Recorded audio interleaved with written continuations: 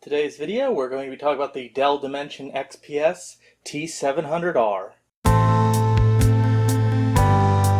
We review old technology from games to old PCs, and don't forget the toys.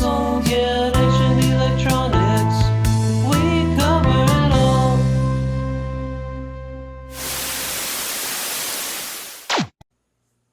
So I do believe at some point in the past I did do a video on one of these Dell Dimensions. I forget the exact model number, but it was a little bit later than this one. And I really like that machine, and I'm pretty familiar with these. These are actually one of my favorite OEM computers of the late 90s. I just love the Dell Dimensions.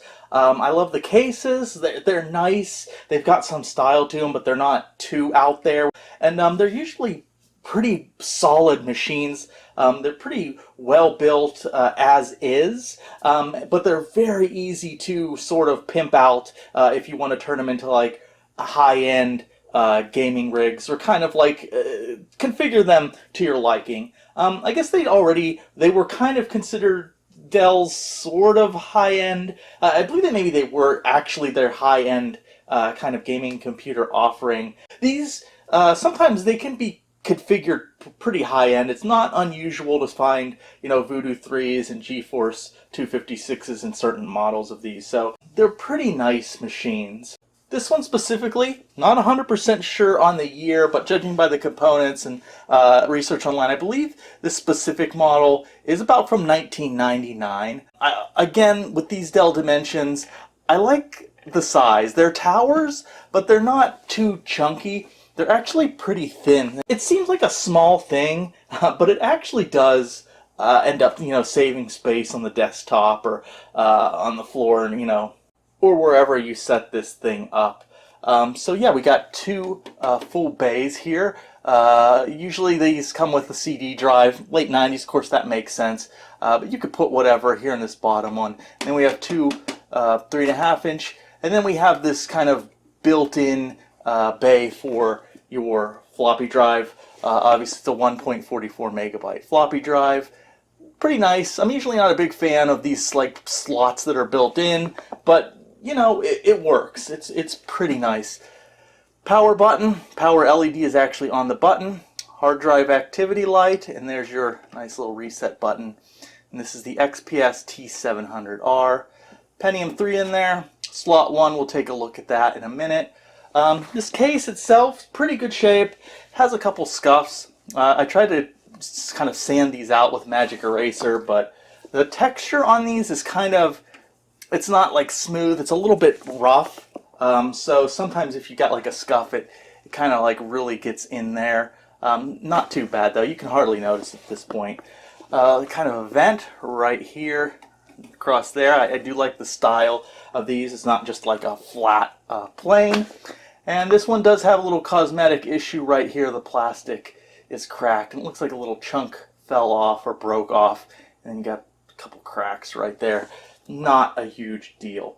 So let's flip this guy around real quick. Oh, and before that too, probably hard to notice from single, but there is kind of a foot on this, as you can see, to help steady it, which is also a nice touch.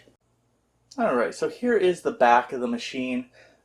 There's the power supply right up there, and then we have kind of the built-in fan right there. Now you notice these Dell Dimensions, they don't have a lot of built-in I/O, which is fine by me. These machines were really meant to be customized, so you're really meant to just add your own video card, add your own sound card. So I like the fact that there isn't actually built-in I/O to kind of clutter things up. We have two color-coded PS2 ports for keyboard and mouse, two USB, serial, and a parallel port. We also have these little lights. I believe those are diagnostic lights, and they'll light up a certain way depending on if there's something wrong with the machine. So taking a look here, there's a sticker badge on there. It looks like this was the property of SpaceWorks Inc. No idea what that is. That looks like a ripoff of either the AT&T logo or a Death Star. It might be a Death Star kind of ripoff, seeing as it's SpaceWorks, or maybe it's a Jupiter. rip off. I don't know. Anyways, never heard of them before. Just got another little tag underneath. Don't know if that's from Dell or if that's just Spaceworks sort of tag. Doesn't really matter. There's a couple little plates missing here. Now, keep in mind, other than adding a hard drive to this machine and installing Windows 98, I have done nothing to this. I haven't added any cards or anything like that. This machine is how I got it. So we can see right here we have a video card, and then under that a USB card, and a sound card, and then we have a Ethernet and modem card underneath. And then with these Dell XPS computers, another thing I like is just the thumb screw here that you can easily unscrew. And there's a tab at the top and bottom you press in, and then this side panel pulls away. So they're very easy to kind of open up and get into. Okay, here we are with the side panel taken off here. Here's our power supply. Looks like there's a 1999 date on it.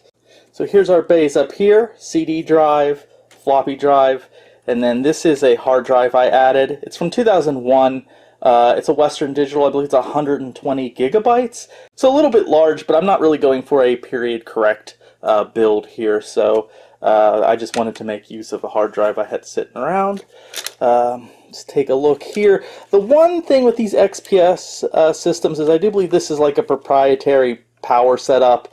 So if something goes wrong, if this power supply dies, you've got to source another of these proprietary power supplies. Because if you look here, there's like this extra connector there. Kind of annoying, but you know, it's Dell. A lot of these OEMs, you know, wanted to do something to make their machine proprietary. So what can you do? I don't know if there's a workaround for using a regular ATX power supply. As far as I know, there isn't.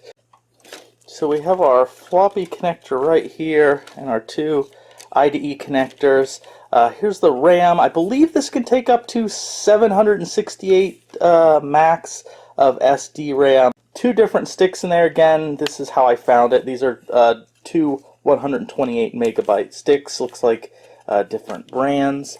Here is our CPU under this shroud, which is connected to the fan. So I believe the fan blows air in and down over the CPU.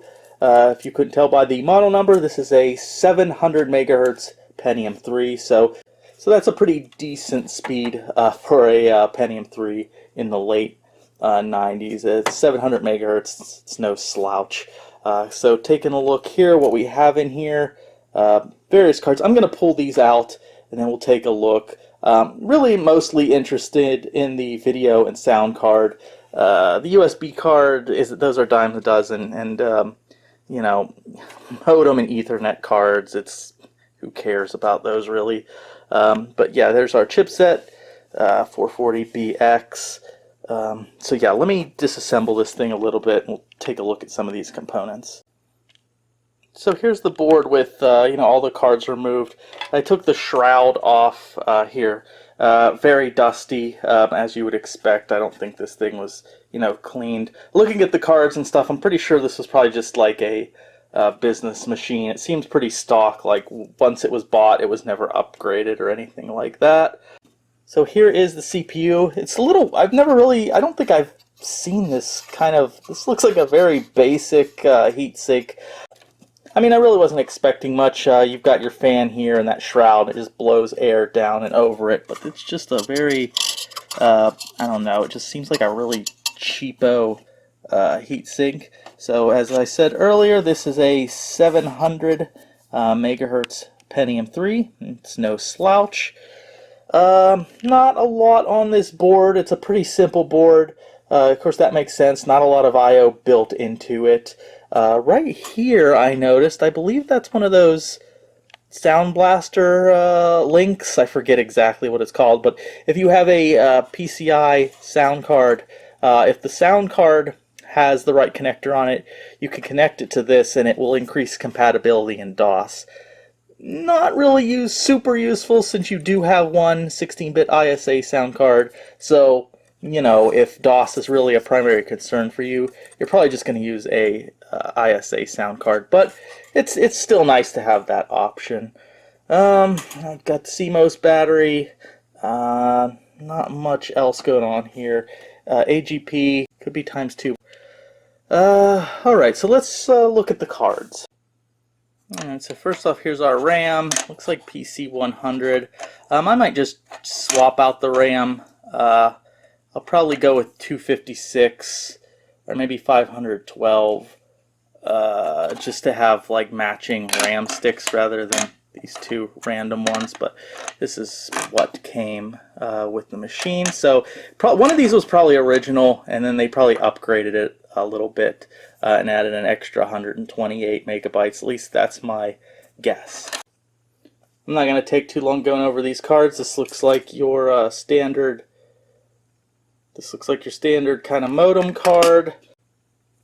So it looks like a Realtek Ethernet card. I always like that little crab that they use. Always nice to see that crab. And then we have a just a pretty standard USB card.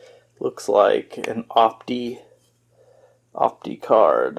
I'm gonna say, what's that say there? It looks like Firelink. I think it's Firelink. So, alright, whoops, it's not focusing. Who cares? It's a USB card. Alright, so let's take a look at the cards that we really want to look at, which is our video and sound cards. So the first thing we're going to look at here is the video card. It's actually nothing too fancy in this machine.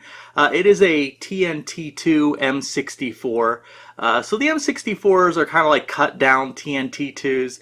I believe the memory bandwidth and the memory path is 64-bit as opposed to 128. So it is slower than a regular TNT2. It kind of falls somewhere in between an original TNT and the TNT2. So not a terrible card. You know, you can overclock them sometimes. They make decent Windows 9X cards. But in this machine, it's pretty easy to swap whatever you want out. You could throw a Voodoo 3 or a regular TNT2 in here, no problem. But this is just the card that this particular machine came with. I think I mentioned it earlier, but I'm pretty sure from the looks of these cards and everything that this wasn't a gaming machine. I believe this was just in a business as a business machine. TNT2, even the M64, might be a little bit overkill for spreadsheets, but yeah, it's probably just what the machine came with, and they just never bothered to upgrade. So yeah, pretty decent card, decent compatibility. Not a bad card, but not really what would be considered, you know, high-end gaming. And looking at our sound card here, we have a PCI sound card. This is a Turtle Beach Montenegro 2. Not a bad sound card at all. Not super top of the line, but not bad at all. It comes with the Vortex 2 chip. This revision of the chip is the AU8830A2, which I believe is the earlier revision of the chip, but still, this is a good Windows sound card. The Turtle Beaches are much more common than some of the other cards, such as the SQ2500 or the darling of the Oriel Vortex cards, the Diamond MX300, or is it 300MX? But anyways, yeah, these are much easier to find. And although I don't think the quality of these cards are quite as good as those other cards, it still uses the Vortex 2 chip, so you should still get all the features and whatnot. These are also much cheaper comparatively to the Diamond card or the SQ2500 if you're looking for a Vortex 2 chip. Even has a wavetable header, very odd placement. I don't think this can take like a full wavetable card, but it should take one of the smaller ones. But yeah, it's kind of a weird placement. But actually, and overall, it's kind of a weird looking sound card. But yeah, these are perfectly servable. These are pretty decent gaming cards in my opinion. I mean, you can't go wrong with an Oriel Vortex 2. Alright, so now that we've taken a pretty good look at this machine, let's fire it up and see what she can do. Alright, so here's our post screen. I always like showing the post screens when I do these videos. So I'm not going to go too into depth with this machine. We're only really going to look at one game here, just because we've seen kind of variations of this sort of build before. Of course, here's CPU-Z, everything, just confirming everything looks okay. There's our RAM running at 100 megahertz. And of course, there's our TNT2 Model 64. And here's some more details on the GPU we have installed. Keep in mind, I didn't use the latest drivers here for this card. I tried to use something a little closer to 1999, although I didn't go period correct. I think these are from like late 2001 or 2002. I'm not 100% sure. So the game I'm going to try out here is Sirius Sam II, the second encounter. I'm just running with Direct 3D mode. There's also an OpenGL mode, but in Direct 3D it actually said TNT2 Model 64, so I just went with that. First I'm going to just try 800 by 600 resolution. And I didn't know this before because I've never really played this game. I played a bit of the first one, haven't really ever played the second one, but there's sort of like this hall of testing or something, and you can go through and it will display the various effects, which I think is really neat. Because I've never played this game before, I have no idea if this is how it's supposed to look.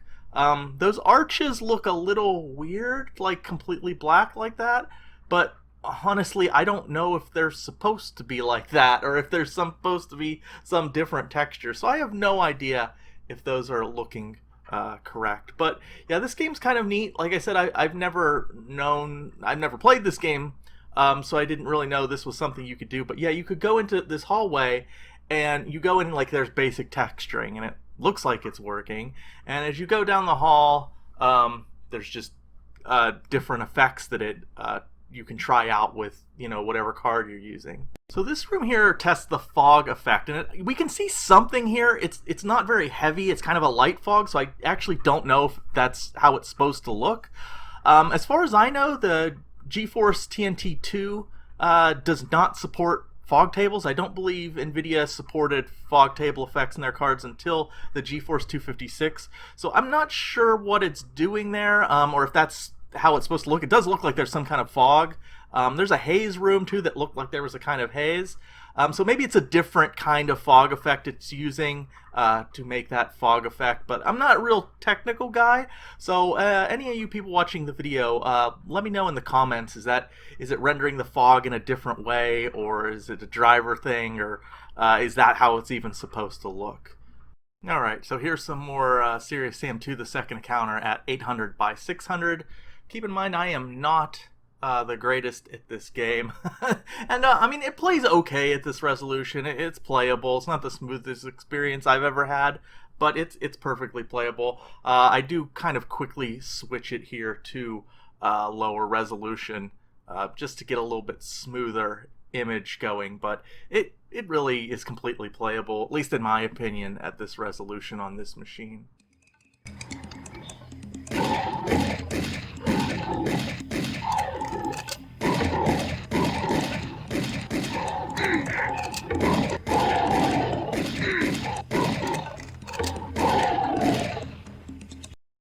And even though it was perfectly playable before, here we go, we're running at 640 by 480. I probably should have ran fraps with this game just to get a FPS counter up there, but I don't know. I didn't really think it was necessary. I just kind of wanted to take a quick look, just playing a game with this machine.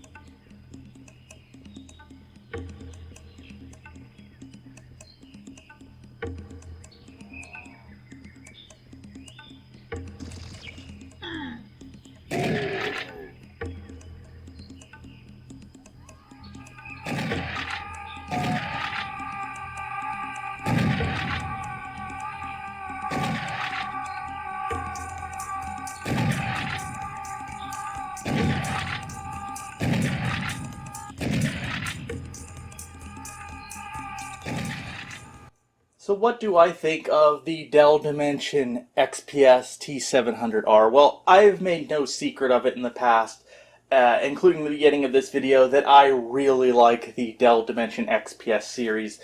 These late 90s, maybe early 2000 ones in the beige case, that's usually like kind of a slim case. I mean, it's a big tower, but like I said, it is a little bit slimmer than your usual tower case, and I don't know, I just really like these machines. They're solidly built, the components inside are usually pretty good, and I like that they're very easy to kind of customize and add your own stuff. In general, these are pretty easy to turn into pretty high-end Windows 98 machines, so I think in that role as like a Windows 98 build, these Dell XPSs really excel. Now, I do like this model in particular, especially for its 16-bit ISA slot, very useful for a sound card. This would also be a pretty good retro DOS machine, or Windows 9X/DOS machine because of that ISA slot. It's very handy.